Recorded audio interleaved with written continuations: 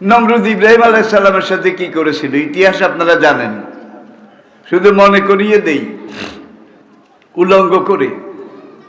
বাবায়ে কওম বাবায়ে মিল্লাত, মুসলিম জাতির জনক সাইয়েদনা ইব্রাহিম, যাকে আল্লাহ বলছেন মিল্লাতা আবিকুম ইব্রাহিম।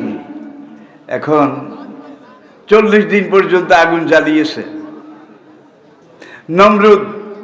প্রত্যেকটা এলাকায় মাইকিং করে দিল, সুঙ্গা ফুকাই বলে দিল নাস্তিক ইব্রাহিমকে আগুনে ফেলা হবে, তোমরা সবাই সওয়াবের কামে শরীক হও। কেউ হরমুল এক মুঠা দিল, কেউ নারিকেল পাতা এক মুঠা, কেউ কিছু কয়লা, কেউ কিছু লাকড়ি, মানে ওই ওরস আর কি, ইব্রাহিম আলাইহিস সালামকে জ্বালাবে। সেই আগুনে সবাই লাকড়ি সরবরাহ করে। 40 দিন এইভাবে করলো। বিশাল গর্ত, আগুনের দিঘি। এবার ইব্রাহিম আলাইহিস সালামকে আনা হলো।